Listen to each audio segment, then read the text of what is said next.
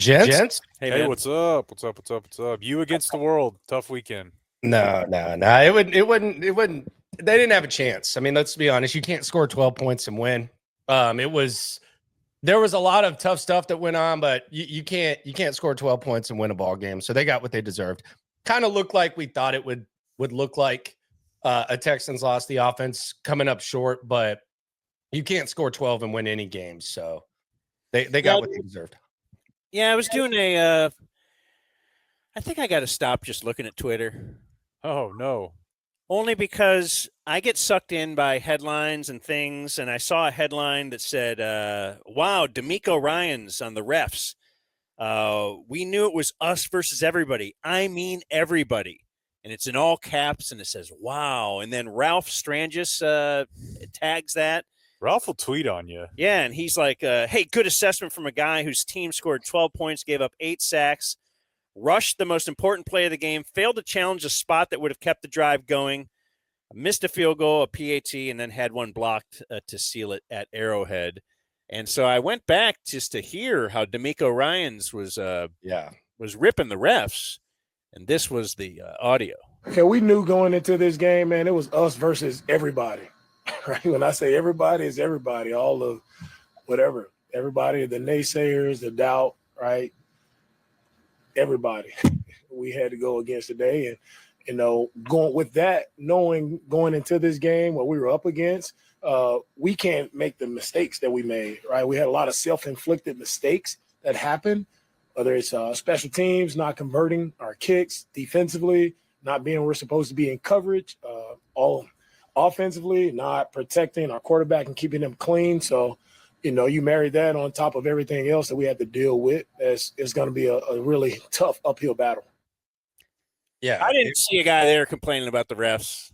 And he wasn't, but I mean, Mixon had a comment about it, and Will Anderson. And I mean, you know what it is going in against the Chiefs, but he wasn't doing that. I'm surprised by Ralph getting so passionate about it, because the missed challenge spot, they actually extended that drive anyways and ended up scoring. It was probably their best drive of the season before the missed extra point. But yeah, I mean, the refs didn't help, but they ended up losing the game. But D'Amico, the last thing that he did and the last thing that he would do is go up there and blame the refs. That is kind of headline porn, and good on you, Dan, for listening to the whole quote, because that's not really what he's about at all.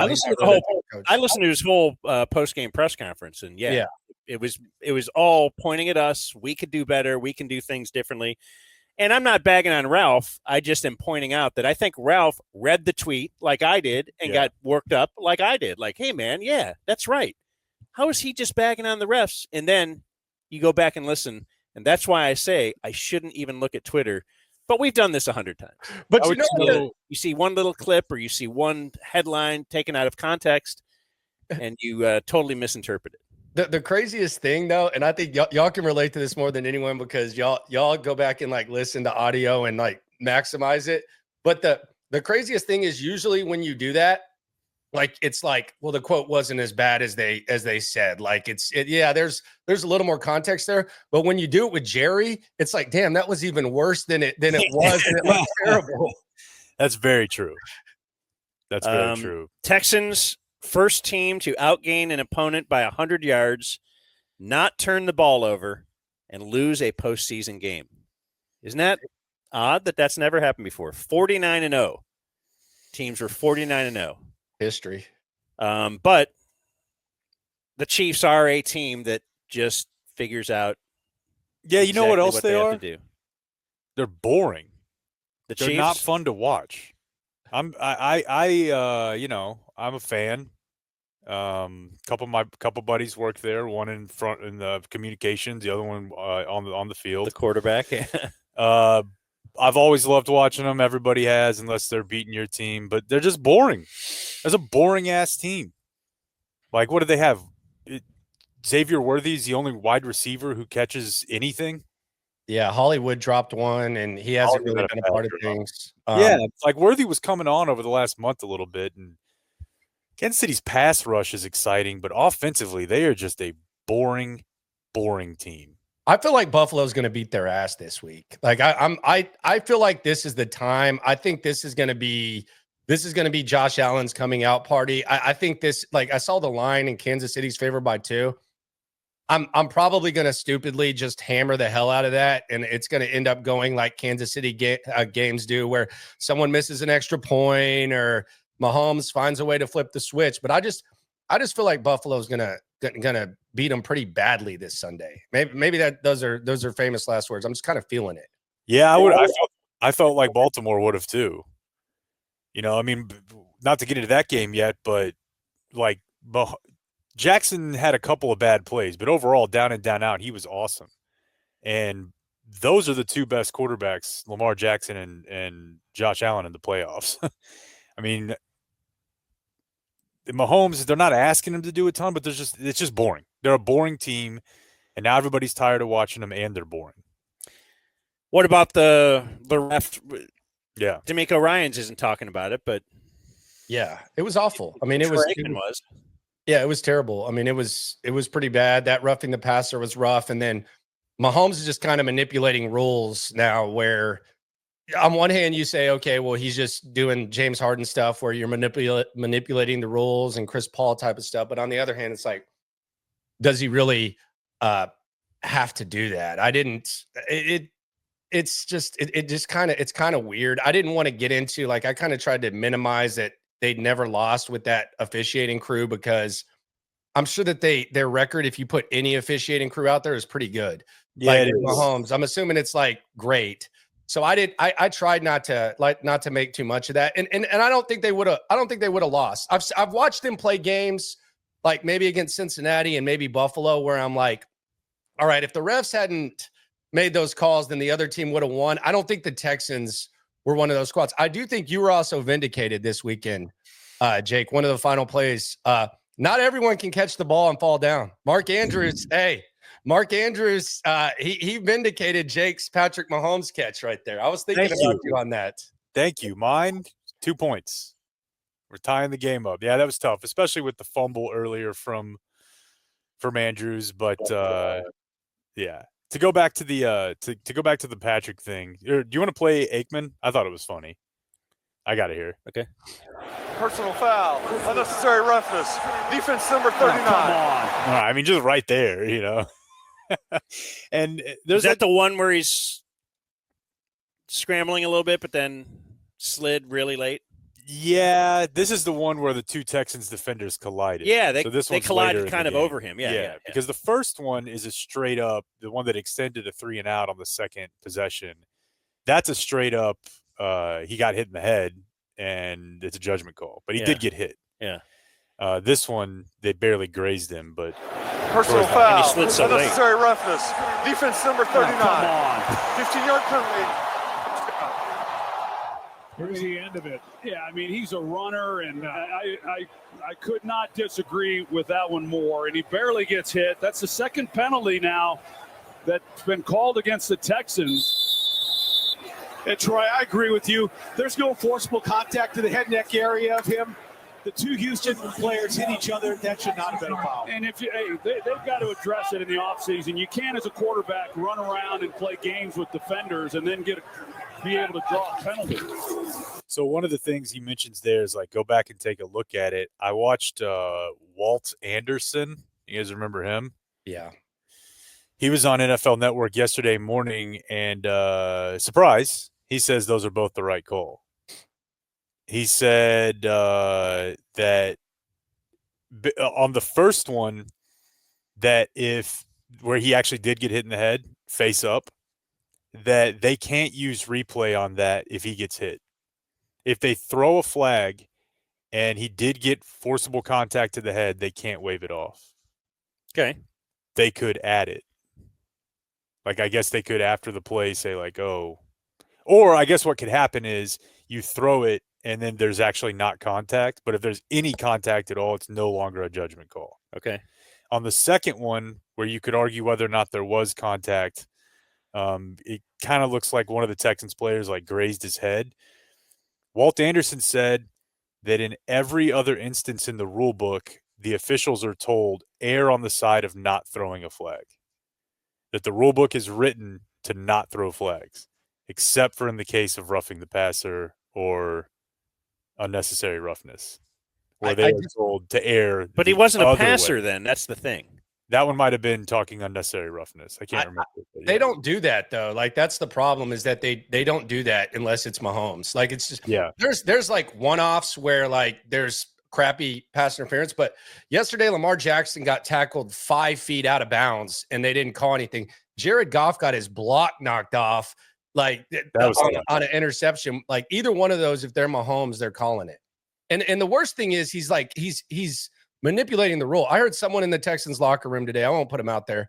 But they were basically like, someone needs to Bobby Boucher him from now on. Like, just my mama said, and like knock him on his ass if he's going to be dancing around like manipulating the rules, and it's going to be a penalty no matter what. So if you're going to get the 15 yards anyway. If you're going to get it, you might as well just knock his block off. Like, so if he's going to be like dancing around like that, I do think there's players that are going to try and knock his block off. And the other thing is this with the Texans, they already had the Azeez Al-Shire controversy with Trevor Lawrence, where I thought he deserved the flag, and I thought he actually deserved the suspension for the reaction after.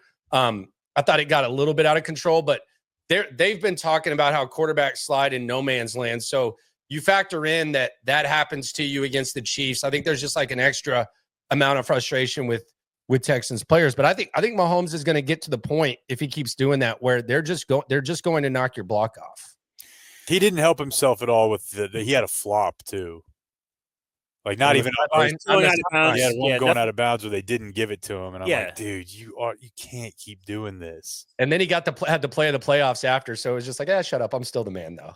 Yeah. Where else you want to go, Dan? Well, from this game, Chris Boyd. Tell us about that. The first play of the game, the special teamer who shoves the special teams coach and threw his helmet off and got a 15-yard penalty and on the field. Like what's that whole situation? Chris Boyd, by the way, from Gilmer. Yeah, he is. He's the guy that y'all had on. I love him. He's from Gilmer. He's like basically Chris Boyd's Windhorst whenever he's at Texans games. He's basically like posted up with Chris Boyd no matter what. Chris Boyd's not a smart guy. Like I like him fine, but he's got a screw loose. That's kind of what makes him a special teamer and good at it. He's the same guy who at UT went in the locker room and tweeted that he wanted to transfer and then ended up staying and never leaving or anything like that. So he wasn't mad at the special teams coach. And it wasn't even like an angry shove. I think it's actually dumber than that. And there's no smart result, but what happened was he forced a fumble, and instead of just finishing the play and trying to recover the fumble, he turns his back, and you can watch the play. He's celebrating because he just assumes that they recovered the fumble. And his way of celebrating was, I'm going to throw my helmet, and it would have picked up a 15-yard penalty, and everyone on the sideline is looking at me. He thinks they're looking at him because they're proud of him because he forced a fumble. So Frank Ross is yelling at him, and he thinks he's yelling at him because Frank Ross is like kind of a yeller even when he's excited. There's been like some viral moments. He thinks he's like yelling at him like happy. So he's pushing him like, yeah, we in this thing. And they're like, and you can look at the defensive coordinator right there. He's like, dude, you picked up a penalty. So I don't know that makes it any smarter of a play, but he wasn't pushing Frank Ross because he was yelling at him. He was pushing him because he turned his back on the play, thought they recovered it, celebrated by throwing his helmet, and then pushed his coach. Probably a little too hard of a celebratory push, too, if we're being honest. That was a little too hard, but that was what happened there. He wasn't trying to like fight him or anything like that. That makes a lot of sense, but you definitely have to see how the play concluded before you celebrate in a situation like that, because the return had already gone for like 60. So like if you just had a tackle there and celebrated, it'd be like, yeah, but now they did force a 3 and out after that. But yeah, that was a tough moment. I mean, he was back out there. Yeah, he was there. He was there today. Okay. A couple other things. Kelsey, we talked about playoff Kelsey. Were they saving him for the season, the playoffs? Maybe they are. He had another 100-yard game. Yeah, I guess. I mean, it's weird to think you can do. I don't know. It's odd to me to be able to save a player that like you play the number of snaps you play. Like with a running back, it's one thing because you're like, oh, we're not giving you the ball. Like the Cowboys were saving Zeke, but I don't know. At that point, you're left to just think that it's kind of just how into it are you. Well, I mean, even Mahomes himself. Now, I mean, the quarterback running thing is a real quarterback thing. running, but I mean, even quarterback passing. His numbers were pretty very average. Yeah, I don't know if you'd say pedestrian, but yeah, they weren't eye-popping this year for sure, unless you look at quarterback wins. And then I know Taylor and Caitlin Clark. Taylor and Caitlin Clark. Speaking of Travis, yeah, that was great. That's good fun. Love seeing them become good friends.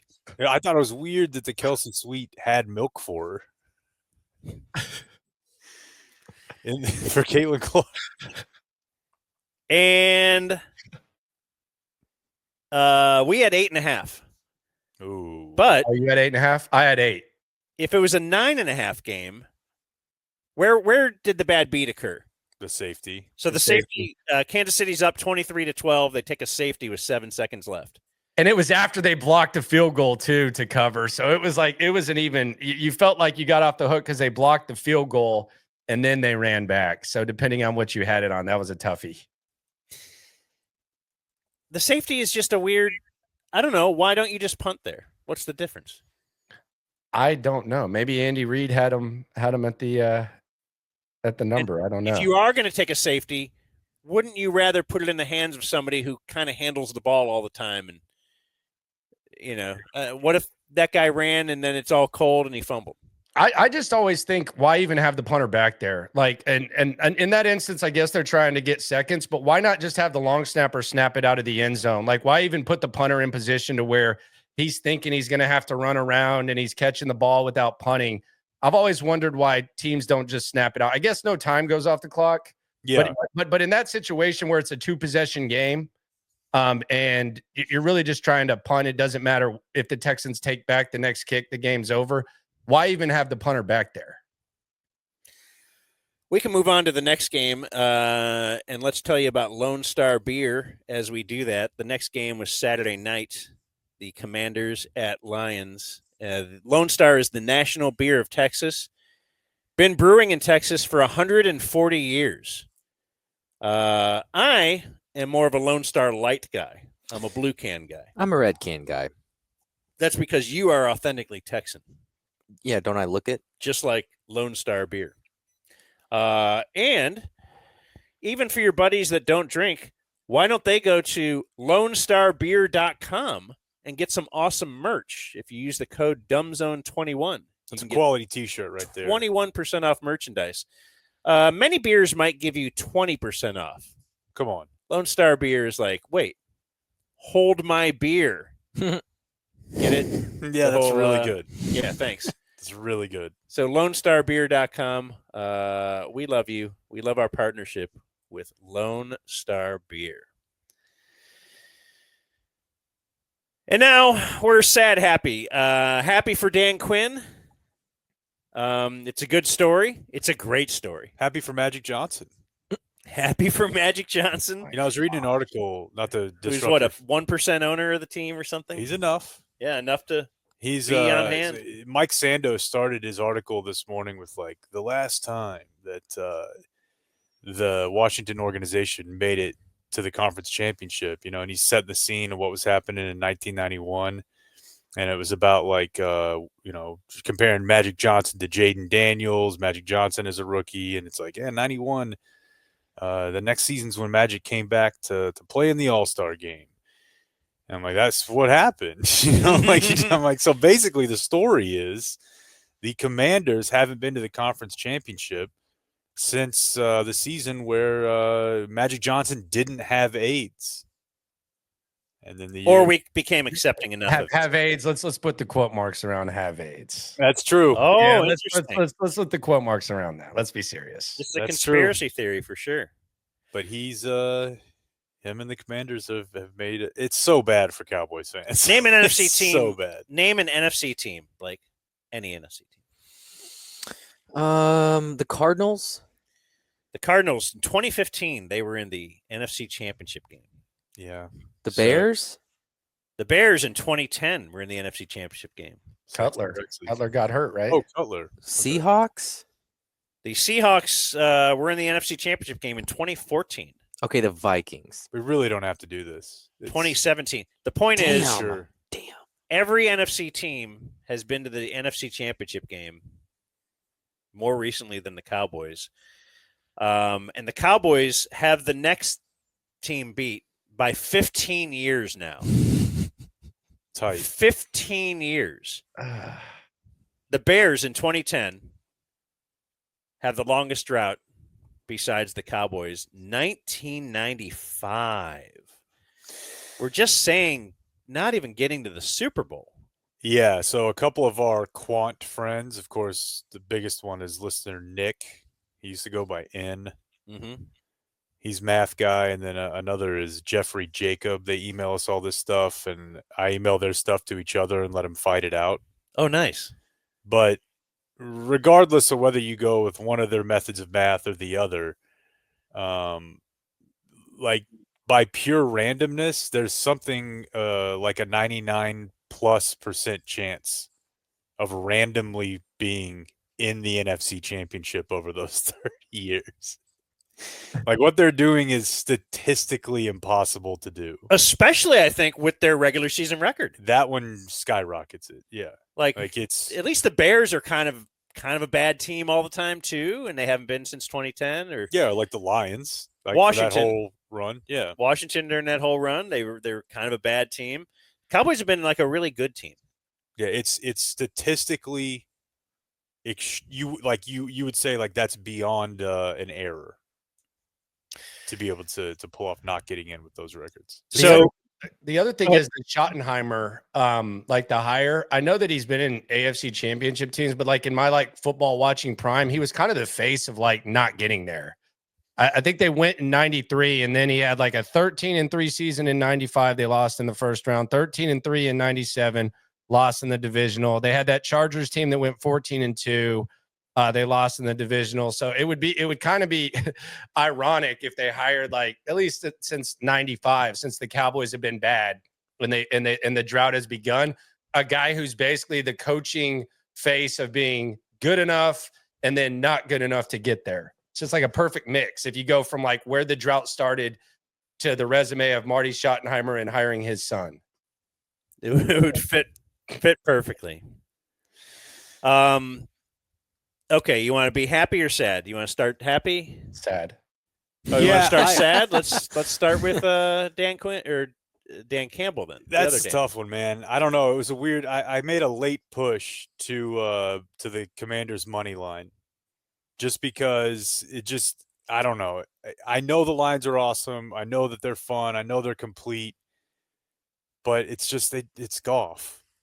And Jaden Daniels I think he's one of those dudes. Would you say it came down to that?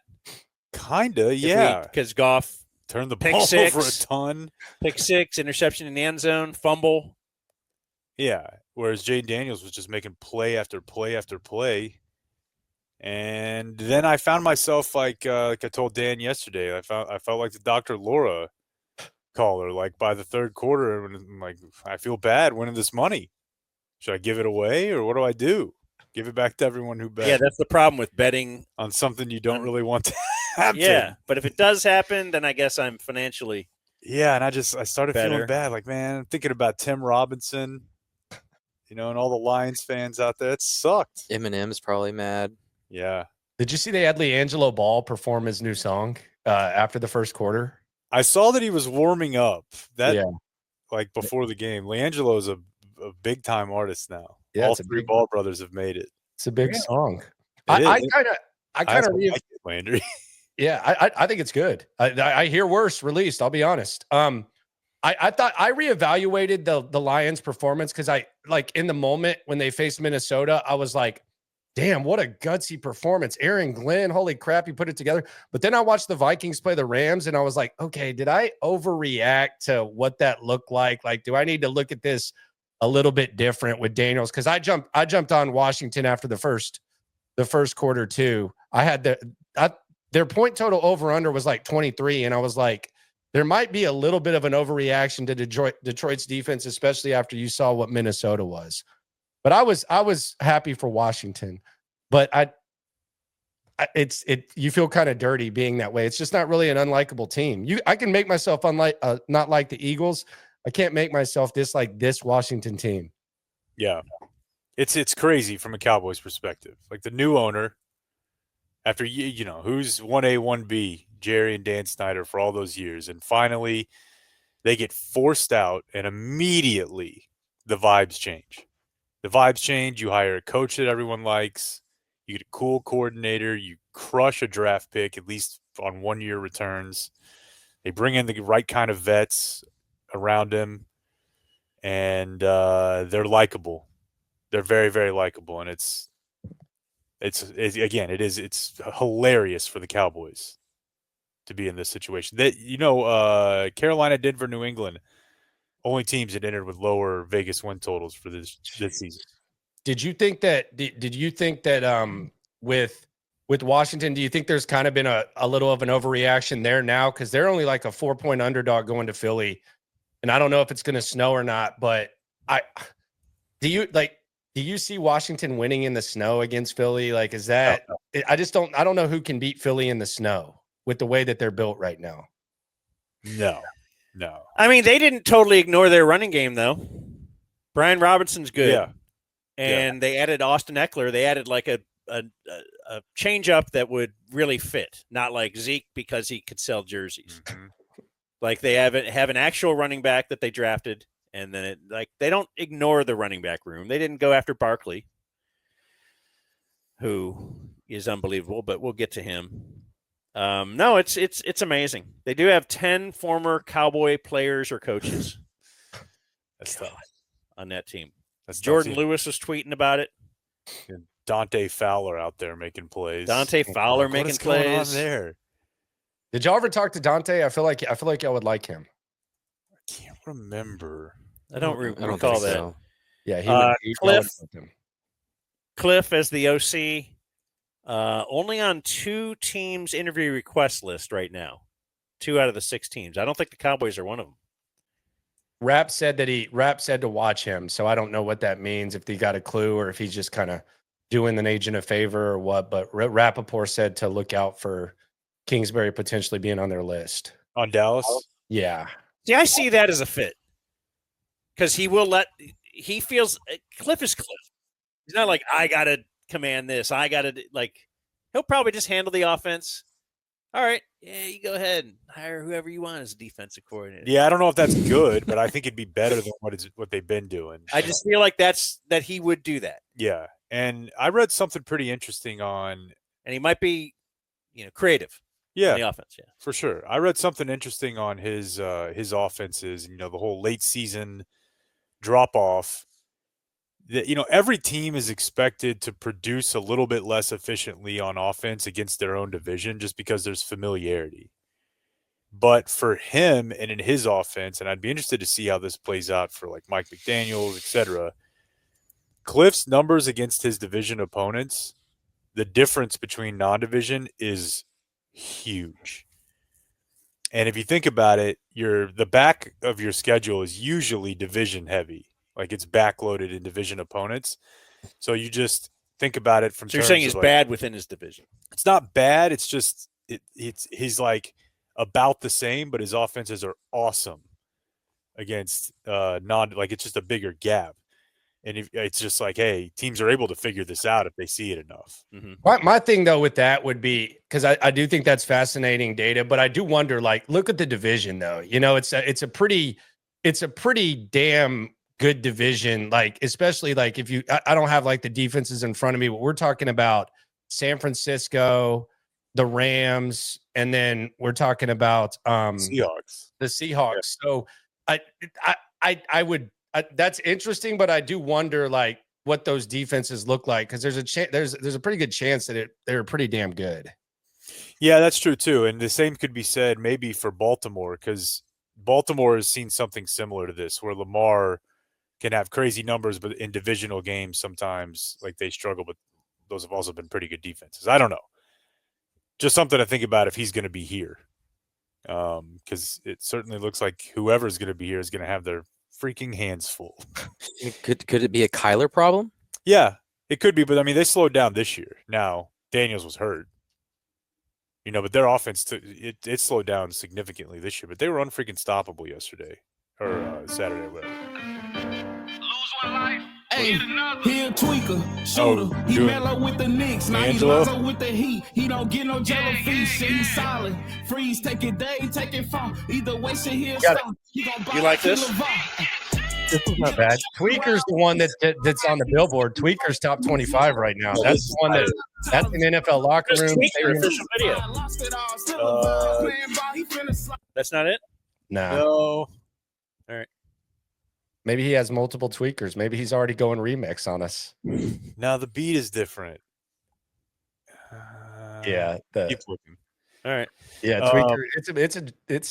It sounds like a juvenile or like a big timer song. Yeah, it's got there's like a Nelly like kind of melody too, like when he's doing the chorus. Yeah, and it's not mumble rappy. I'll take it. Yeah. Did you have Dan Campbell audio you wanted to play? Yeah, here's Dan Campbell after the loss. He talked for about 8 minutes, but here's the one where he really got sad. Dan Campbell. A regular season that goes the way it did, you guys put yourself in the spot where you wanted to be. Is this a moment in sports, a moment in athletics that most people don't get, where you are so speechless because you just can't put into words everything that you've been through, and it ends with No, I just think it's just not the time, man. It's hard, when you lose these games, man. It's like the players,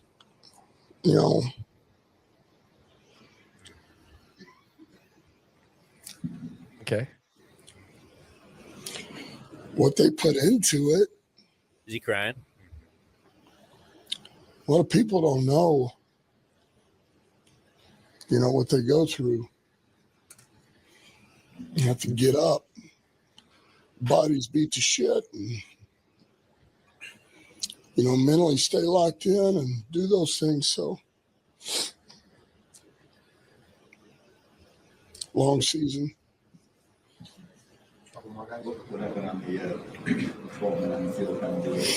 It's my fault.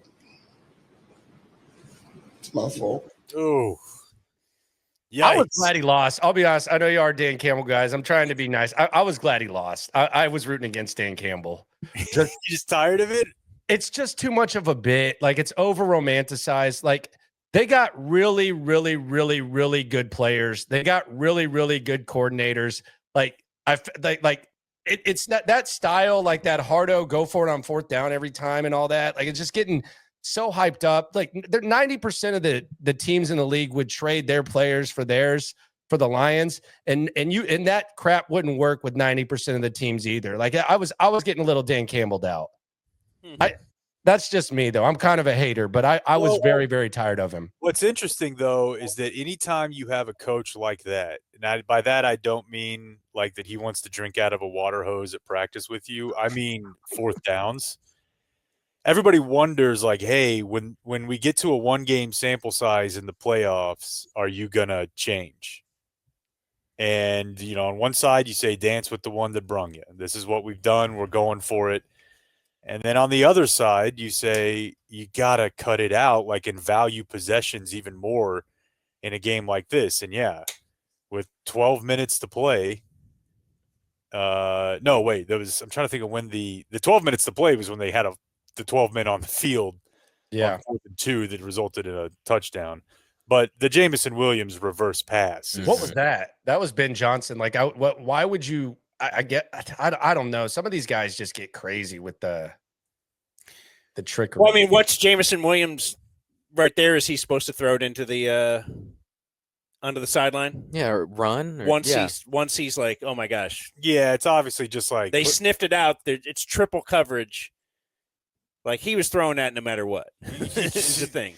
Like, it's a surprise play. It's a trick play. Yeah. If he's wide open, that's when it works. Yeah, but they were obviously really ready for that stuff. I don't know how you ascertain this, but if you're going to run something like that, you have to be able to have figured out, like, this guy's not going to throw the ball if it's not open. You know what I mean? And like, a lot of people were pointing this morning to, like, you put your season on the line in the hands of a guy to make a smart decision who was gambling on football at the facility last year. Oh, I forgot about that. Under his own name. Under his own name. J-Mo Big Parlay 67. It's like, dude. He took a Commanders money line. However, the other play they ran with the handoff pitch. Oh, that was sick. The best football play I've ever seen in my life. That was nasty. Describe it. I'm trying to remember. They ran the reverse, and then as they were running the reverse, St. Brown takes out on the slot, and they shovel pass it to him. Oh yeah, it was. I thought Tom Brady literally was going to climax. Do you like Tom Brady? I actually do. I've seen some people, like some listeners of ours, like I don't even know. I like him. I really do. I don't like Burkhardt much, but I think Tom Brady's really good. You saw that 12-man thing right away. Right away. Where am I on who? Burkhardt. Why aren't you a fan on him? By the way, Romo's the worst. Like it's bad now. Romo's gotten tough for me. I'm a Collinsworth guy. I like Collinsworth. You don't like Burkhardt? Why don't you like Burkhardt? I think I like him even less with Tom Brady because I think he really, really wants to try to be cool and like, hey, I'm in here with Brady, and I don't think he has to because I think Brady's just cool, or whatever passes is cool when you're making out with your kid or whatever. But the potential for the second coolest football play I've ever seen was also in that game. And it's very important that if you're going to run a fake quarterback sneak to a pitch, that you tell the running back behind you that you're going to do it so he doesn't run right into your back. But that could have been awesome. They motioned Mariota over to take the snap on 4th and 1, and then he was supposed to fake tush push an option pitch to one of the backs coming out of the backfield. Here's an overall way to put this. Almost every team I saw play this weekend had stuff in their bag that the Cowboys would never even dream of trying. Texans, same thing. It's the same with the Texans. Like certainly not in a playoff game. Yeah, the Texans might be the only one that you'd look at and be like, all right, I get that. I recognize that plan. It's frustrating. I think that's the most frustrating part, Jake, when you're watching like because whenever you like say something stinks, people say, well, it's not the main problem. It's like, yeah, but there's a lot. Like they don't have good players and the whole way in which they function as an offense sucks. There's nothing worse than when the season ends, watching other teams, even in college, and you're just like, they know what they're doing at the line of scrimmage a lot quicker. They have a lot more creativity. They have a lot more of a grasp. That's the most frustrating thing. It sucks. This is it right here. Yeah, Whoa. Yeah, this is good. Yeah, this is it. LiAngelo Ball. Signed a big record deal, Dan. Def Jam. Ooh. I guess we could just... We didn't say it. What do you say, the N-word? Just playing a song here, bro. Is that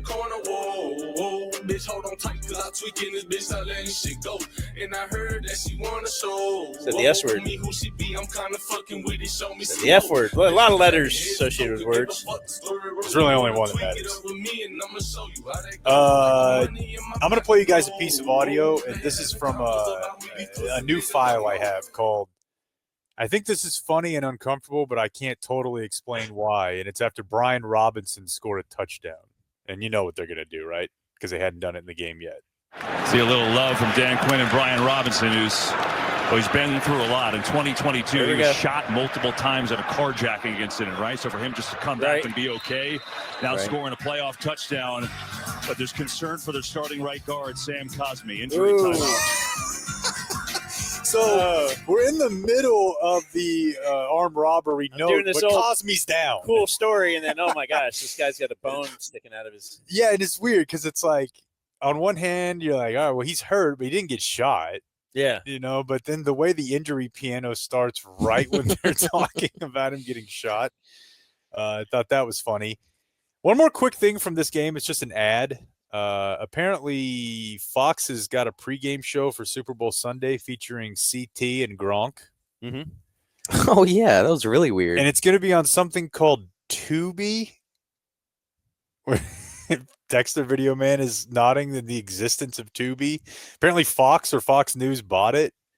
It feels like something that what's his name from Succession. Like I feel like this is something that Kendall just bought. Yeah. And then I've interacted with Tubi. I can't recall how, but maybe through my kids. So this is a bit I don't like. When you are someone like Boban, or in this case Gronk, who just has a personality, what sucks is when brands want to use your personality, but they have to write it for you, or they choose to. This is what I mean. Get ready for Super Bowl licks. No, that's Super Bowl 59, Gronk. Your Super Bowl party starts here. You know what I'm saying? Gang breaking down the Like, okay, here's Gronk, meathead, like, oh, he's an idiot. And they want him to be that guy, but then they have to write it for him to be that guy. And now you're acting like the idiot, but I think not. it comes off just ick. Yeah. It's giving ick. Yeah. I don't like that at all. Small thing. Who's number one on your ick list, Jake? Like, as far as like, this guy's doing too much, because The Rock's number one for me. Like, God, like Kevin Hart's up there too. Kevin Hart's up there too. You know what? I was actually about to say Kevin Hart. I had a big weekend with The Secret Life of Pets. Kevin Hart, both in 1 and 2, Dan. Louis C.K. replaced for the sequel. That's a joke. He should have still been able to do that. I know. I was trying to explain it. Like my kids know when the voice is different now.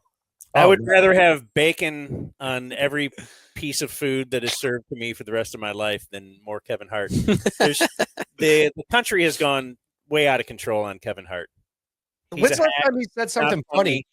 Real quick, I want to let's just do this. He works hard. I work hard. I am always out. Okay, good for you, dude. What about something funny? What about you're a comedian? I'm not in the. I want to see a guy who's done the most hours on stage. I want to see the guy who's the funniest on stage. What's his best movie? Real quick, go. Give me one funny Kevin Hart movie. Go. I honestly don't. I'm not the guy. He's very funny. Tell me his funniest stand-up in 40-Year-Old Virgin. Yeah, 40-Year-Old Virgin. He's basically just an extra going in there threatening to shoot up the place. That's it. His dad getting in a fight, I think, is a funny bit. But you haven't seen any Kevin Hart stand-ups. I don't even know why I opened my mouth. I've seen his stand-up before. I absolutely have. Yeah, and I didn't find it. Oh, this guy's mad at the bagging on Kevin Hart. Come on. No, I'm not. That doesn't really fit your new image as run the ball guy. Well, I'll throw a trick. Come on over with me. Out. Yeah. I'll run a play action every once in a while. What's your movie? What's your favorite movie, Blake, of Kevin Hart? Soul Plane? No. I don't know. I remember seeing one of his stand-ups. Get Hard was probably his best movie, honestly, and that was just a throwaway. funny. Yeah, it's actually really, really funny, but that was as much Will Ferrell as him. Does Will Ferrell use the N-word in that movie? I don't know. Because he definitely has. I mean, look, we all have. Oh, but wow. he's done it on. But he released one of his stand-ups in theaters, and I went to go see it, and I actually enjoyed it. What? You went to the theater to see Kevin Hart in stand-up? I did. Whoa. Yeah, I don't know, dude. You got a lot to learn. Whoa. It was pretty good. Did you get popcorn? Yeah. As we talk about the teams that made it and things that might ruffle the feathers of our established the run producer here, it's pretty much the case now that if your quarterback is not dynamic, you're effed. You know? Like, Goff can be pinpoint whenever the pocket's perfect, all he wants. Stafford can still throw crazy stuff around people, and you got to be able to run. Like, in Stroud's probably like just above the threshold, but Dak is definitely below it. I put Dak and Goff in the same category. It's the new way. I think Stroud is right in between Burrow and Goff. Like, I think there's like he'll never be Burrow. And I don't know if he'll get to the level that Goff's even playing right now, but like the skill set on like any given play is kind of there. I don't know that he has like the awareness of Goff. Like he's smart, except sometimes in play, but I think he's like right in between Goff and Burrow, like right in the middle. Never going to get up here with Burrow. And it's kind of like that kind of vibe with Stroud. Like Dak. Let's keep talking football. Factor meals. Let's work them in as well. Got a shipment this weekend, as a matter of fact. They'll send you a box. Arrives fresh and fully prepared. Perfect for an active, busy lifestyle like for me.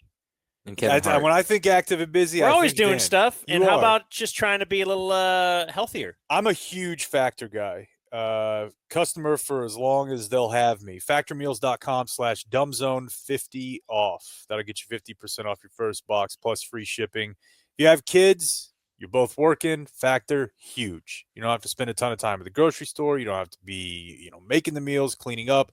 They're already made. You microwave them for 3 minutes. They have tons of options for you. Factor's a huge player in my life, so go check it out. Factormeals.com/dumbzone50 off.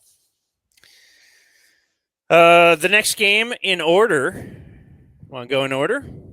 Because we can also talk about our day yesterday. We watched this game at something called COSM. You know what that is, Landry? I have no idea. You know what the Sphere is in Vegas? Yes. So this is I've seen this, yes. It's kind of a mini sphere, except it's not round. One in Dallas or at Grandscape in the Colony, and one in Los Angeles. Yeah, it's in the Colony near Nebraska Furniture. It's COSM. I didn't know what to expect. Our buddy Jeff invited us. Blake thought he should go to softball batting practice instead of this, and so he did that. Got to work on my swing. But we went, and it's a giant screen. It's kind of like the Jumbotron at Jerry World, except you're sitting, 20 feet away from it. Yeah. We were on the front row. You're in the stadium. Mm-hmm. Basically, you look up, you look to the left, you look to the right. It's not 360 around you, but it's enough that anywhere you are, you're like, I'm in the stadium. Like, they have a camera affixed to the goalpost, and that is the shot that you see most of the time. They have another camera up in the stands, kind of like the top of the first deck, you would say, or the first row of the second deck. And then they have another one down low on the sideline. This one was on the Philly sideline, so we got to look at Big Dom all game. The whole game, you could just track it. Like, they would just go here to here. They would just, somebody switches those cameras. So like you could Dexter. see the whole sideline. So, like, the equipment stuff going on, the kicker's right in front of you, kicking into a net, like the kicker's right in front of you. We're watching him practice as they're on a drive. Yeah. During the breaks, you're in the stadium. So you just see the stadium workers or whatever thing they do on the field. A lot of stadium workers involved in this game because they were trying to clear the field of snow. Plus, now the snow coming, there couldn't have been a better experience for us, I think, on our first trip to this thing. Felt like you were getting snowed on. It felt like you were getting snowed on, but you're all warm and you're sitting inside a booth with your buddies and you're drinking and you're eating and dude, it's unbelievable. How was the grub? Was the food pretty good too? It's great. Yeah, they have a serious. It's not really a commercial for them, but we're just telling you. No, I'm asking. Yeah, no, it's a very legit. Cool thing. It's very, very cool. Like, if you the food's pretty high dollar. It's all pretty high dollar. Once they get you in there, it's just like being in a stadium. Do they have a normal TV too that you can look to the side of, or are you just kind of are you in? Like, when you're in, are you in? So basically, in this main hall, where the attraction is, the screen, in the top left and top right of that, they have the game broadcast playing. Okay, that's good. And they have the audio from the game broadcast being piped in. But multiple times I caught myself when we were at End Zone Cam, when there was a replay to be shown, rather than looking at the NBC copy, I just watched the Jumbotron inside the link. You're just watching what people in the stadium are watching. And when you're in the stadium cam, you're like right above the fans. I mean, you're 10 feet or 20 feet away, whatever, from just like a guy who's just at the game. You see him talking to his buddy. If somebody was yelling the C word at a Packers fan, they're right next to you. Like last week. It's the craziest sports watching experience I've ever had. It was cool to watch during the breaks and everything when they're trying to clear the field as much as they could. The snow kept coming down, so they got these big giant leaf blowers that they're just would blow off the snow. They blew off the yard markers and the whatever. But it was the fourth quarter, and they were only working on the side of the field where the Eagles would go to score. Yeah, the Rams had the ball. The other side was just they yard kind of lines and hash half-assed marks. it. But the amount of like talking to between teams in breaks, talking to the officials, there's just a lot going on in between plays and in between timeouts in NFL games that you don't see. It's so cool. Like when the defense got a turnover and they all run to one end to do their celebration in the end zone, that's right in front of you. Yeah. It's cool. Let's see. Running plays like right in front of you, the way you can see the line open Oh, up, yeah. and the Where running you back see trying to pick a hole. A guard pull or something. And, crazy. Yeah. Crazy cool. Could you watch like a real intent, like, because it seems cool. I've seen it, but like if the Longhorns were playing or something, I can't, I wouldn't be able to observe that way. It would have to be like that. It's right on the line of being a little bit much for a game you really, really cared about. But the downside of it being a game you think you don't care about is that I had to listen to Fly Eagles Fly for like 15 minutes in person yesterday, and that large. That's not fun.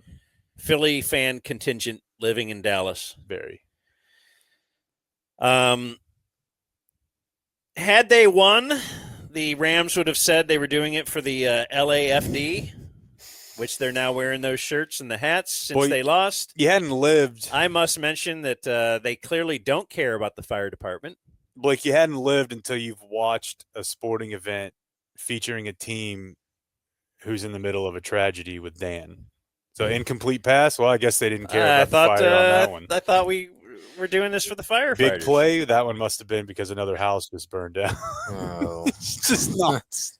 There were some awkward drop-ins, though, mentions of that on the broadcast. I don't know if y'all caught it. Like the Rams got their backs against the wall. I think they were down 2 possessions. They got their backs against the wall, but it's not worse than what's going on in LA or something like that. Well, I'm going to tell you why there was that. 6-minute mark. Here's why there was that. Because we were talking about play-by-play guys we like or don't like. The number one worst play-by-play guy of the big four is, of course, Mike Tirico. He sucks. You don't like Tirico?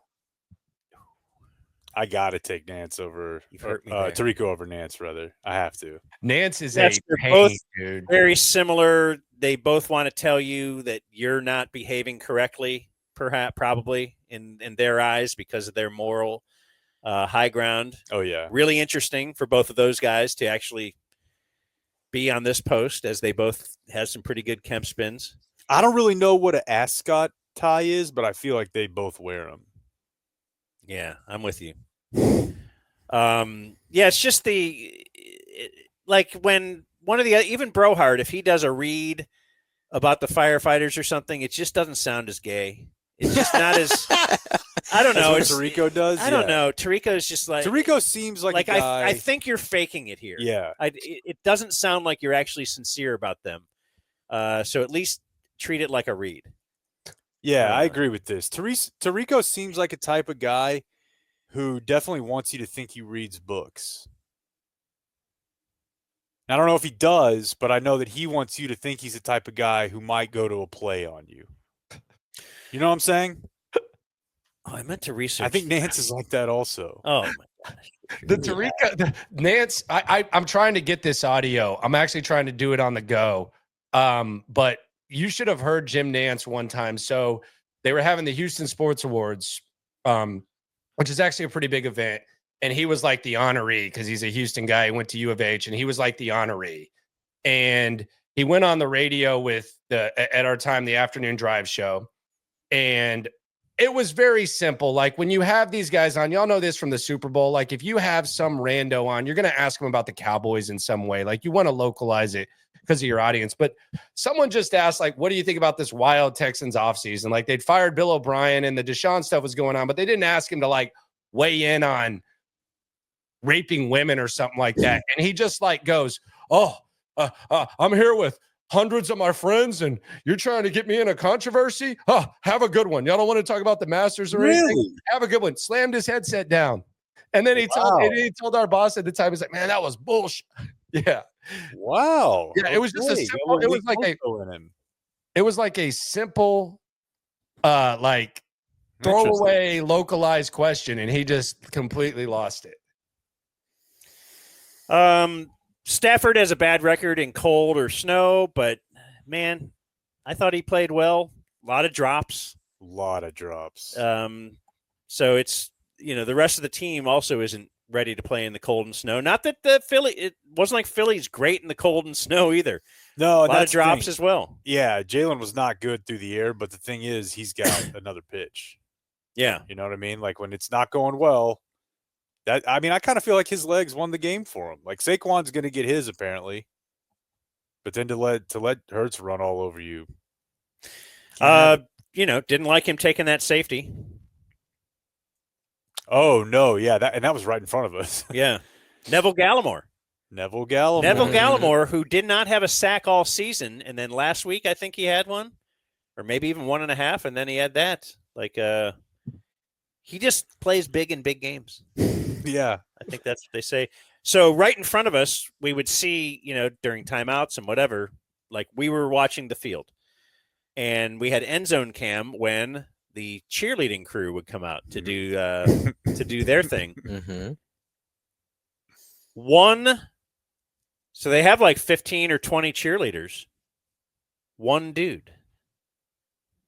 Not just the dance. So dance team does some dance things, but then they come out with pom-poms. So he's not like holding them? He's like dancing normal? Dude has the pom-poms doing the cheerleading. They brought him back stuff. out. He did, yeah. Yeah. So I'm interested in looking into who this dude is. Big Dom, sleeveless.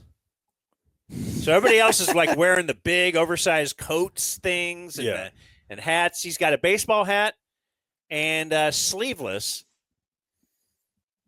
And what is Big Dom? Like their head of security, right? That I believe it's his official title. He's more than that. There's something else there. Big Dom wearing a headset. Like communicating, can hear the coaches on the headset. Yeah. And like, is he chiming in? Is he saying something to Jalen Hurts? It's hilarious. The whole thing is hilarious. He stalks up and down the sideline like a hitman the whole game. I know Sirianni does this also, and I guess the league will let you, but you can put like a heritage flag somewhere on your gear. And he's got the Italian flag on the hat. Of course he does. It's hilarious. He's playing the part of Big Dom. He really is. I didn't realize this these days. I do remember, I don't know what game this is, but I think there was a famous playoff game, and it might have been in New England, where there was a game-winning field goal coming up, and there was snow, and like a snowplow drove across the field and cleared a spot just for the New England kicker. Apparently that's now illegal because during I guess Collinsworth was talking about, hey, you gotta look at the players out there. Yeah, it falls from the sky. I like Collinsworth just because I love him. He's got color. He's somebody interesting.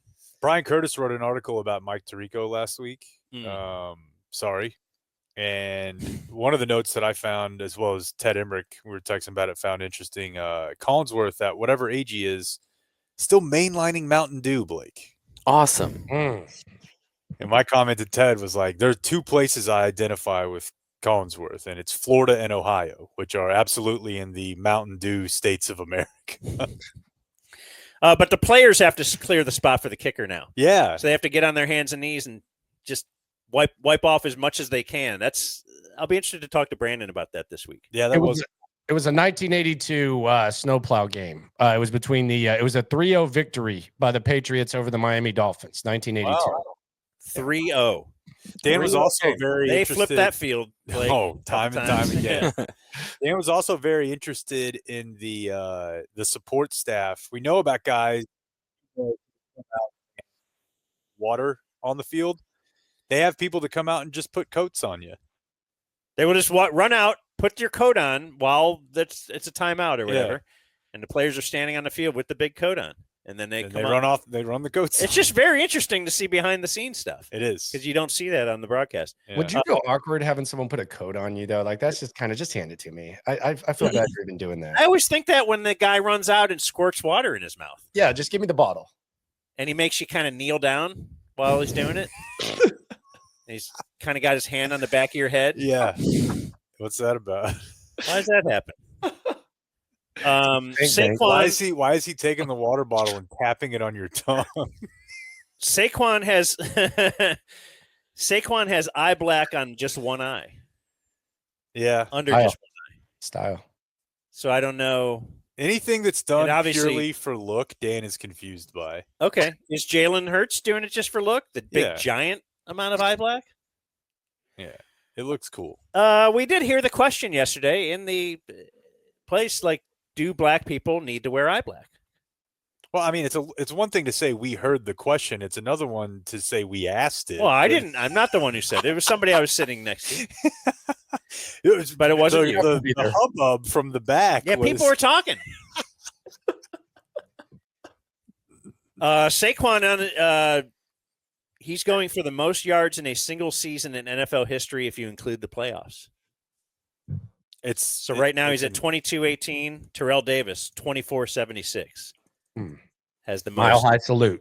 No, maybe this is a big deal for tomorrow too, just to talk about the Cowboys front. But I can find a way where almost every single thing Commanders and Eagles related makes me think of the Cowboys. Whether it's Dan Quinn, Kellen Moore, some of the players, whether it's the fact that the Cowboys in this 1 year decided that running backs absolutely not only don't matter, they don't need them at all.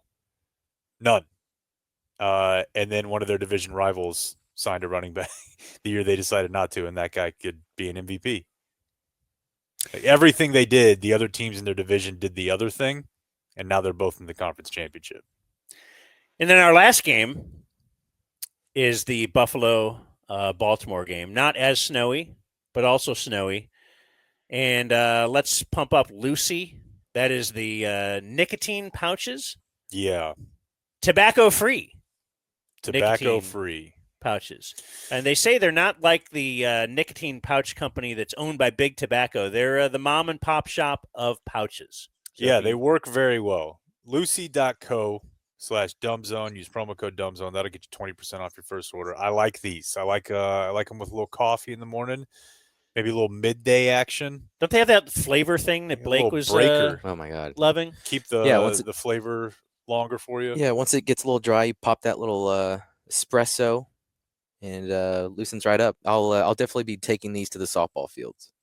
Oh, perfect great place for softball. Lucy.co/dumbzone. It's a superior product. They got different, they got the 4s, they got the 8s. I'm a big fan. They got AIDS. They have the 8s. Oh, 8. What's 8? /dumbzone. They have 4 milligram. They have 8. Oh, you said 4 and then 8. Mm-hmm. That wouldn't have made sense if you said they also have 8s. The 8's flavor. No. Again, thanks to Lucy. At lucy.co/dumbzone, you can get yourself a premium nicotine experience. These are, legitimately, these are better. I will tell you. And here comes the fine print. Lucy products are only for adults of legal age, and every order is age verified. Warning, this product contains nicotine. Nicotine is an addictive chemical. Thank you, Lucy. Mm-hmm. So, what can you say? The Ravens only 11 turnovers all season, and then 3. That's a big thing. That's a pretty huge thing in these playoffs. Yeah, you got to wonder how much was weather, on his fumble, on the Lamar fumble, right? Bobble snap, you're trying to pick it up. I don't know. After this feel game, bad for the guy. Right. Well, the end of the game makes you think, you can't just put this on Lamar, because the way the game ended, he led ostensibly a game-tying drive, 3.5 minutes left, leads him down the field. Then, a perfect pass, a perfect play, and a tight end who really does not put the ball on the ground totally just drops it. He also didn't talk to the media after the game. I don't know what, Mark Andrews is like, and if the people there like him, if the reporters like him, if your Landry's in the locker room. It's bad luck, man. It's bad luck. It is kind of a bad look. He had that big fumble, and then he dropped that pass. Now, the game isn't over. Who knows what happens after that? Yeah, a minute and a half. This feels a little Des caught it-ish. Tough weather, though, to drive down the field, but, Baltimore did it. Once they got to that point, I thought Romo had a really bad point, and see if you agree with me on this one. So this is Mark Andrews had dropped that potential 2-point conversion that would have tied the game. That's caught 999 out of 1,000. Now their hopes with only one timeout, their only hope is to recover an onside kick. So this goes under my heading of Romo always has to talk, even if you shouldn't say. If there's nothing to say, sometimes there's nothing to say. But you know how Greg Olson he'll just lay out. He won't say anything after that. But Nance, if he's reading something about a kid with cancer, Romo will be like, tough. Cancer, bad. Kids, good. Don't like to mix them. That's like you don't want to put peanut butter on your steak, do you? I mean, that would be terrible. You don't mix certain things. You don't do. Because if you're a peanut butter fan, you're like, I don't like this with steak. And then if you're a Cancer steak fan, you're like, anyway, so that's what this is to recover an onside kick, which the conversion rate on that this season around the league is about 1 out of 20, about 5% of the time. The only hope you have is that you have the greatest kicker of all time coming out who's practiced this more than anybody maybe ever.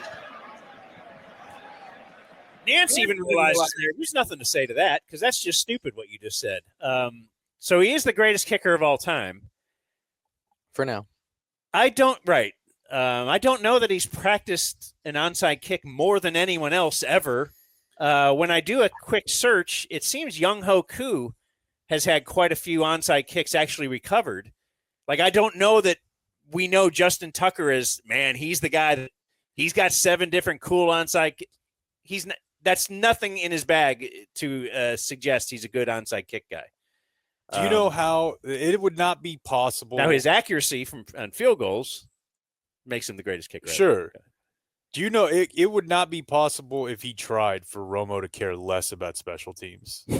I'm telling you, dude. Like, and speaking of Tirico, like Brandon's mentioned to us that he gets really psyched on special teams, which makes a lot of sense to me. And that's noted in that Brian Curtis article. Like, some guys are into it. Romo ain't one of them. He's just like, I've seen that guy before. Justin Tucker. But in general, I don't enjoy a Romo call. He just knows he's good. He knows Tucker is good, and I will say, well, that probably means he can do an onside kick. But that's not the point of the game. The point of the game is Josh versus Lamar, Josh Allen. Didn't have to do great. much, but when he does, he's pretty great. Their defense is held up despite losing a lot of guys to free agency, getting picked off. 2 more rushing touchdowns in the playoffs. He's got 7 in 12 playoff games. Let's see. Tom Brady has 7 in 48 playoff games. Wow. Second all-time. Steve Young is first all-time with 8. Wow. That's a low number. It really is. But quarterbacks rushing touchdowns. And it does set up. I mean, Chiefs, it's a good storyline. Chiefs, Bills. Chiefs, Ravens would have been good too. But yeah. Yeah. But I mean, Chiefs, Bills is like, that's been a great rivalry. Sure. And, all signs do point to it should be the Bills are a better team, but I don't know. I don't want to bet against the Chiefs. Yeah, what's the opening line? 2. 2.5. I've seen the Chiefs favored by 2 or 2.5. So that's kind of where it's at right now. I wonder what direction when you think about the Super Bowl, like the funniest ways that it'll be covered. Like if the Chiefs get in this year, it's like, what else can they do from covering 20,000 hours of content about the Chiefs? Like it's all done. Like repeat all the way. Repeat will be what it is. They could cover how they're one of the punter for the Chiefs used to play for the Bills. And I would be that has got to be the most bitter thing ever because they didn't stand by him and he got proven innocent. They didn't stand by him and he got proven innocent. That is the ultimate grudge match that nobody's talking about. Yeah, I mean, every time I see him now, whether he's running out of safety at the back of the end zone or not, I'm like, boy. And I was probably part of it. Like, I don't know. This woman says this happened. Like, usually it seems like it's happened, and he wasn't even there, and he lost his job. What was it? They made it look worse. Yeah, it was a gang rape, and they didn't even stand by him, and then they made it look worse because he gets. You think, well, they must know something. Like they must know the truth. So yeah, like as soon as I saw him released, I was like, oh well, so much for what he's saying, and then boom, he's on the Chiefs. Yeah, not even like there's some questions about it that made it beyond a reasonable doubt. He wasn't there. And then the other side, of course, if the Bills make it, we're going to have a real conversation about the utility of using Al-Qaeda metaphors to make it to the Super Bowl. And that story kind of went away. But it would have been better if it happened in the same season, but you're right. It would be better. Well, they almost fired him last year. Yeah. Yeah, he had some very bad clock management and play call situations at the end of the year last year. He's had it multiple times. Well, sometimes you crash in the field. Okay? Not all the planes made it. Sometimes Mark Wahlberg gets in there and takes you down. He actually did that. What was the context of those references? I'm going to have to dig a little more deep into that if they make the Super Bowl. McDermott, it came out in a big article about him that, he kind of did while they are murderous terrorists, we must admit that the hijackers on September 11th were incredibly well coordinated. They were organized. They were they super had to organized work in conjunction with each other. And if you want to have a success like that, right. So this week the Kansas City Chiefs is the U.S. government. Okay, like and we're 10 gonna have to guys bond together. knocked down 2 skyscrapers. They changed the world. Yeah, yeah, forever. Yeah, maybe friends, there was man. 11 hijackers. Yeah, 11 guys. See, 11. Like, did he use this in a coaches meeting before he used it with the team? And do his assistants just hate him? Did one of them not say, "Hey, that's probably not." Yeah, it's the assistant that ended up getting let go, and then he leaked that story to Sports Illustrated. At the time, Ken the guy was Dorsey. like, "That's awesome." Yeah, Yeah. Dorsey. Well, look, they're back in the conference championship. Joe Brady. Joe Good Brady. How times. about Joe Brady for the Cows? Oh, dude, I love it. I He would. seems like your guy, man. Yeah, Jerry would never do that. he would never do it, ever. And I heard Ben Johnson is asking for massive, massive money. Which he should. Of course he should, but so the Cowboys are probably out on that too. Yep. Brian Schottenheimer would do it without needing a pay raise. Oh, he'd do it for free. Yeah, it's like, all right, whatever. Just It cannot be put my Brian name on here. Schottenheimer. So I have some other Cowboy stuff, but I want to Marty take a break. dead. Should we take a break first? It's a really long show, but Yeah, should we say bye to Landry? are you out of here, It's been Landry? for a long time, yeah. Yeah, just whatever. I'm chilling, man. I mean, it snowed. The whole city's shut down right now because there's going to be 3 inches of snow. So It's up to y'all. You want to hang for the rest of the show? Sure. Okay. Well, then we're going to take a break. And did you want to? Are you just pulling up the inauguration during the break on stream? It's over. Oh, So I was well, I don't know if I should say it or not. We had been kicking around we want to stream a Mavs game. And so I've been kind of dallying with pulling up the Mavs game every once in a while, and it seems to be working. We can put the Mavs game up if you It want. seems super legal too. Or we don't have to. No, give it a run. Why not? Here, I'll just throw up an image.